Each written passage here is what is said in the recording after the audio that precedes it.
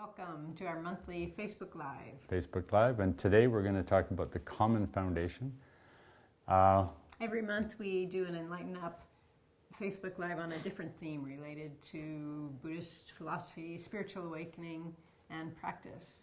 Right. So, as Sensei said, this month it is on the common foundations. What are called the common foundations? What are the common foundations? Well, there are four of them. There are four of them. There are four common foundations. And they're not going to make much sense without a bit of an intro, but we'll give you the four, and then we'll kind of give you the intro to it. So there's the precious human birth. Yes. There is cause and effect, or studying the laws of karma. Mm-hmm. There's the unsatisfactoriness of samsara. That'll require some explanation. And there's death and impermanence. And the precious human birth. We said the Oh, you did. You said that at the beginning. I said it at the beginning. Right, you are. So that's four. All right, so in order to understand the unsatisfactoriness of samsara, the first thing we have to understand is that the ego has no will of its own. The ego is running on programming. It's a produced tool from the whole of the being. So if we use the idea of a metaphor of an iceberg being the entire of the being, then the ego is the bit that's above the water, which is about 10%. So what we think is the ego is running the store, it's actually working from messages and instructions and impulsions from the depth of the iceberg, which is the 90% below the water. Depth of the being. The depth of the being. Right. So, insofar as the ego is concerned with itself, it kind of works independently, or tries to be independent of the totality of the being. And the totality of the being is what actually drives our decision and our choices. The ego merely carries them out.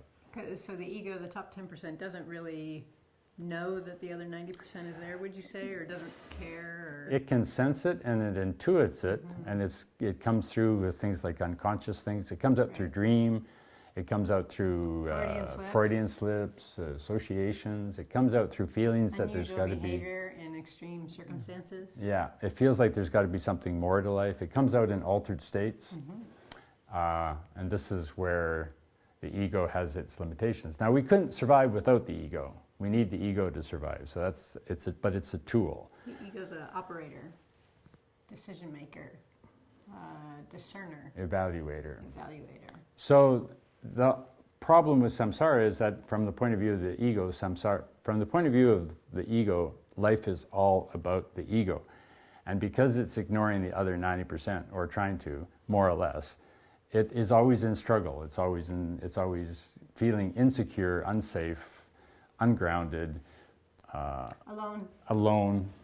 All about me. Anxiety, worry, depression. Separate. Right. The idea that money or jobs or careers or relationships are going to satisfy it also is an ego illusion. Inherently vulnerable because it feels alone and separate. Right. So when we speak about the first common foundation, the unsatisfactoriness of samsara, this is what we're referring to. Maybe we should say what samsara is.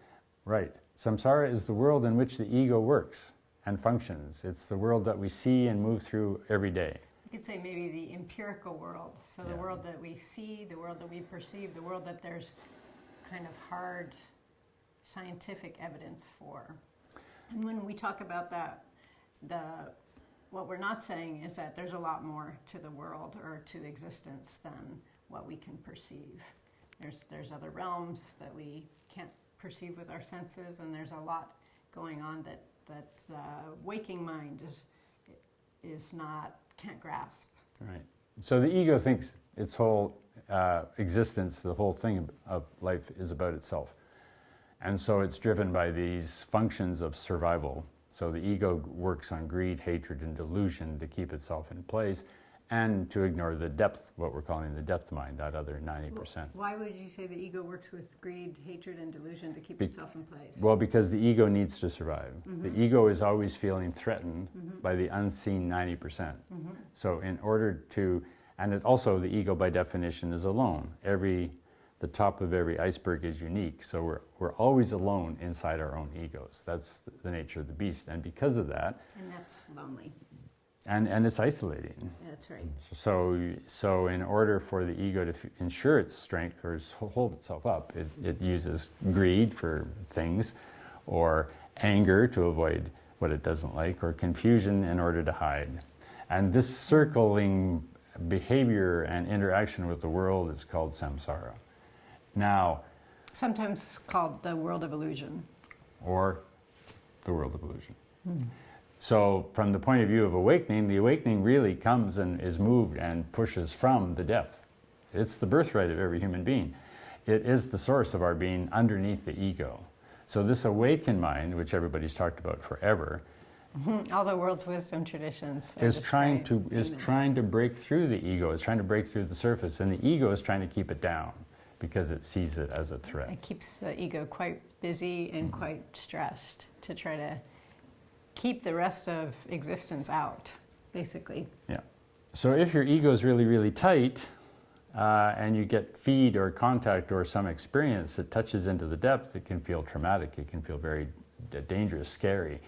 But the process of the path of awakening is to allow that depth mind to speak up through the ego and inform the ego. So then the ego gets its proper perspective as a tool of functioning rather than master of the fate of your fate. So the ego is really a servant and the depth is the master, whereas the ego thinks it's the master and the depth is something that's threatening or challenging.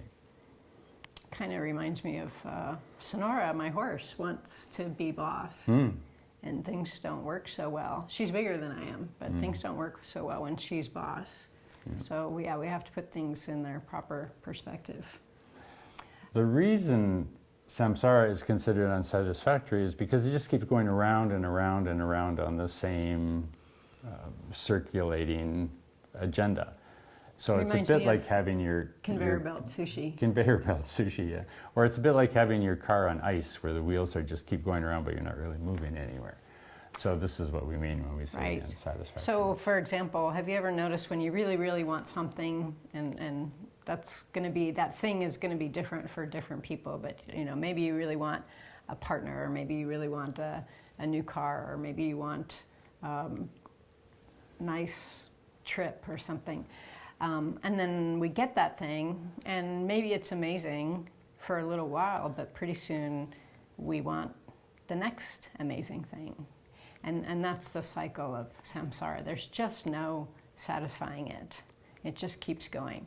And so that's the greed motif. With the hatred motif, someone is driving me crazy, I just can't bear to be around them, and oh, it's my good fortune, they got transferred to a different division of the company, I don't have to see them anymore, but oh my gosh, someone else shows up who drives me crazy. And so maybe it has something to do with me, but this is how samsara works. And this is how awakening works, is when we realize that it's me and I need to look inside myself. That's when the cycle of samsara, the cycle of the world of illusion, the cycle of suffering starts to slow down, and we can alleviate that suffering. So that's a happy moment, a happy day, a happy process when we start looking inside rather than externally.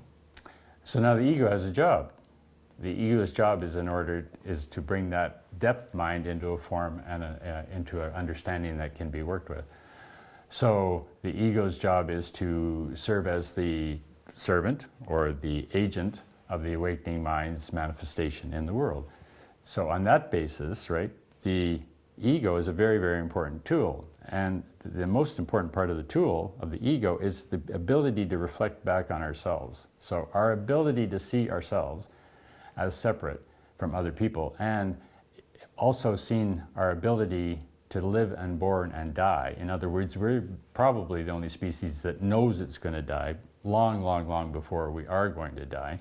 So when we speak about the other common foundation, the precious human birth, it's the understanding that it's, as far as we know, we're the only species capable of awakening because we're the only species that can point our finger, touch our nose and say, me. That separation that the ego has or creates in a way is the ability to jump out of the water to look back at itself. And it's that ability to look back at the depth from the ego that creates the awakening possibility. The ego can now turn back into the depth of the mind, and that depth of the mind can now inform the ego of what it's on about, and so that's the power of the awakening. Now the precious human birth is that we have 80 years on this planet, right, before we pass out. So it's a very rare opportunity and a very urgent opportunity to be able to contact that awakened mind before we die. And that's why we say precious human birth. The teachings say that it's only possible, as Doug Sensei is describing, it's only possible to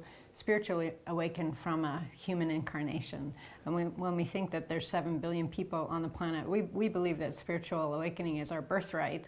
However, not everyone has access to the teachings. That's one of the things that we pray for, and that we, in our life, we generate merit to accumulate merit, so that when we are reborn, we're born in a situation where we can have access to spiritual teachings. Because without that access, it's highly unlikely that we'll awaken. So imagine with 7 billion people, how many other sentient beings there are that are not human. And that's, animals is the most obvious one, but there are also considered to be other maybe non-visible spirits who the texts say are also not able to awaken, neither are animals. It's a process. We enjoy working together with our animals to raise their consciousness. I believe that's definitely possible, but I don't believe that they'll awaken as long as they're animals. So we try to help them so that hopefully in their next lifetime they'll be born maybe as a chimpanzee and get closer to being human each time. It's also a law of numbers. I mean, 7 billion people, how many amoeba, how many insects, how many bacteria, how many cockroaches? I mean, the number game says that humanity is probably, this, in terms of living organisms, perhaps the smallest segment of the living spectrum. So again, it's precious, because if it's also true that you can only awaken from the human platform, right, the chances of being born into the human realm are, percentage-wise, of births, either from womb, egg, or moisture, are relatively small. So this is another reason why it's precious. And this is why we are so keen on using this precious human birth to awaken as much as possible, because we have this 80 years basically to do whatever we want or whatever we can with it. And what we found is that the best thing to do, the optimal thing to do, the most beneficial thing to do that benefits, yes, ourselves, but also the maximum number of other beings possible, is spiritual awakening. So that's why it's such a good idea. If you're watching this, you definitely have that capacity. You have access to the teachings, and you have the means to apply yourself to that end. And that's why we are so keen on it. And if you find something better to do, let us know, because that's, I don't want to speak for you, but that's the only reason I'm doing this, is because it's the best thing that I've found. And you can do anything. What do you do? And I would say you go for spiritual awakening to benefit all beings.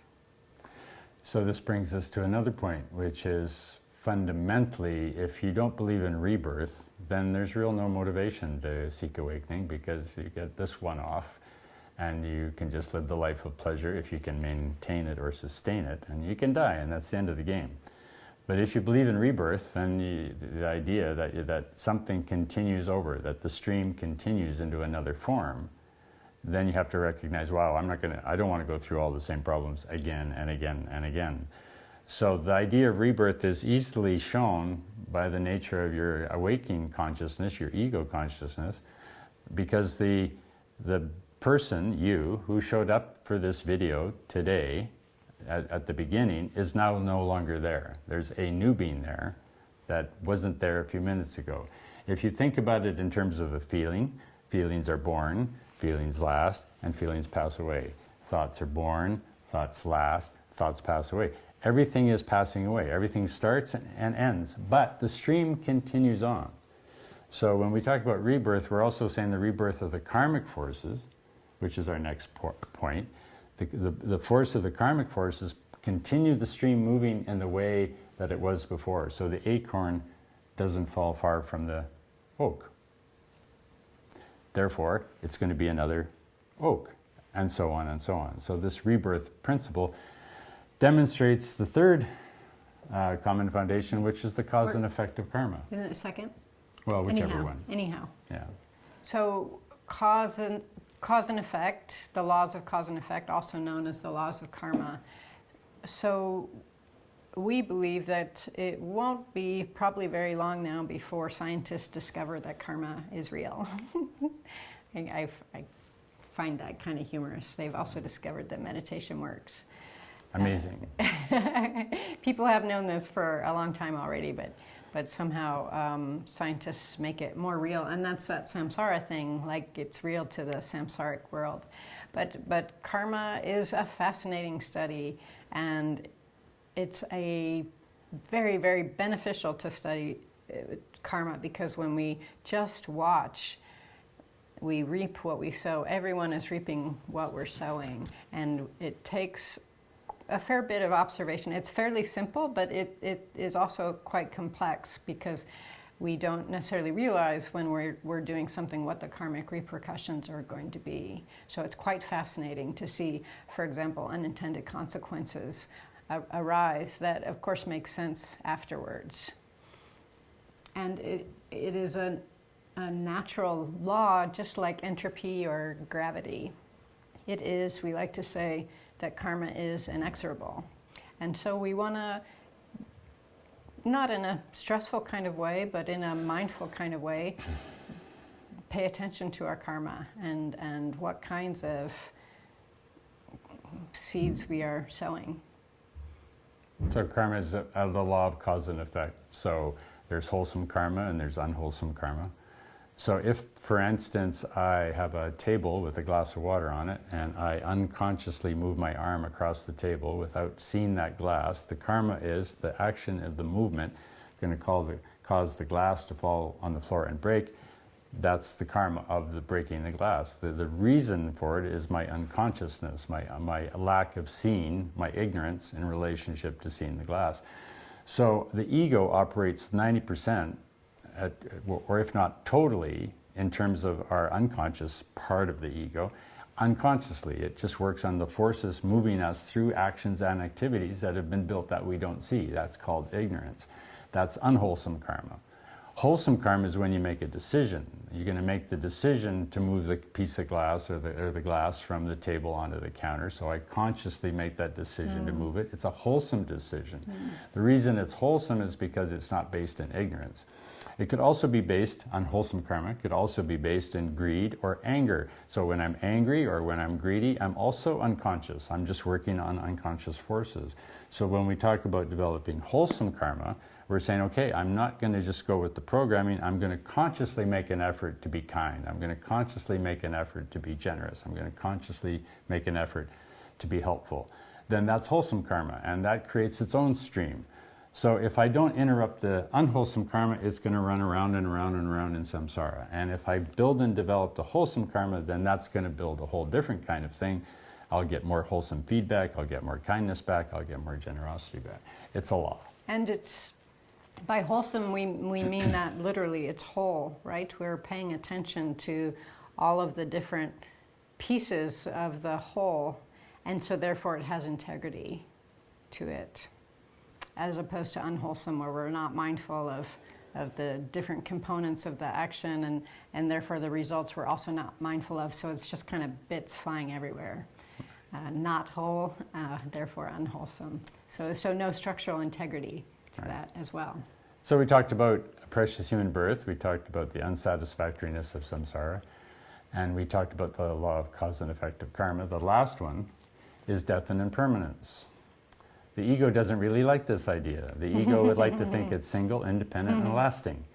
But we all know we're going to die, and we all know things are always constantly changing. Even that mountain out there is in the process of change. We've all known we're going to die for quite a long time, and it's amazing how we can still remain in a state of denial about this.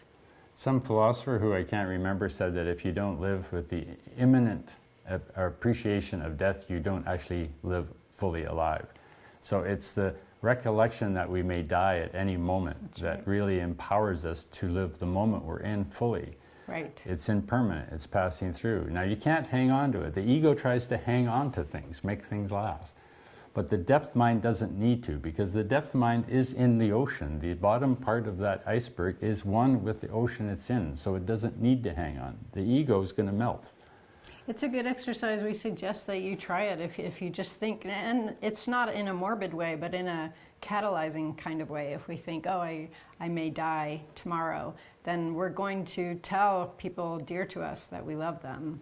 We're going to try new things because we don't know if we'll be able to, we don't know that we'll be able to postpone them and do them someday and then never get around to it. So it brings that kind of freshness and spontaneity to life and really helps us feel what is important to us and what we really care about and act from that place. Right. So while this is the common foundation, it then moves, once one does this, one meditates on these 4 common foundations in order to get motivated to get at it. But after this, there becomes a path called the extraordinary foundation, which is to deepen the understanding through particular exercises and practices that do that. The 4 common foundations are also called the 4 thoughts that turn the mind. To practice. So it means the four reflections that motivate us to get on with our spiritual practice and prioritize it in our lives. So here at Clear Sky, where we're broadcasting from in the eastern Rockies, we are currently leading a retreat on the paramis, the virtues. And these are considered to be the principles that you need to have in your shopping bag of growth and development to help you support you on this journey. And so these are again tied inextricably to the common foundations and the extraordinary foundations. And so at another time, we will talk about the paramis. So when they talk about common foundations for the spiritual life? Foundations for what the depth needs in order to be heard. Or foundations for what the ego must meet or face in order to start listening to the depth. We get it through dream, we get it through altered states, we get it through substances that change the dimensions of the mind to show us a bigger picture, but it's chaotic. There's no organized path. So it's a bit like going to Toronto from Vancouver and not, all you know is you're headed east. That's like dream and altered states and so on. But with the foundation practices and the paramis that we just talked about and the extraordinary foundations, you now have a highway. And so you can go speedily and quickly and directly and relatively trouble-free. And efficiently, and you know you're going to get there. Yeah. You don't get lost in the mountains or lost in the forests and wander around wondering where you are. Right? Or in the mud, and you don't die in the storm. That's right. Because if your path is strong, by the way, if you do die, the karmic stream will pick you up in Saskatchewan, where you died. Say you died in Saskatchewan, right? The karmic stream will pick you up in Saskatchewan and move you through to Manitoba and Ontario. And maybe it takes a few lifetimes to get to Toronto, but it doesn't have to. You could do it in a week. Well, thank you for joining us. This has been our monthly Enlighten-Up on the Common Foundations. Tune in again next month. Next month? I guess I'm on my own. Doug Sensei will be taking over. I'll be in a month-long retreat. Speaking of which, Catherine will be in a month-long retreat. In one of our amazing meditation cabins here at Clear Sky. So I'll be here talking about something. Do we know what?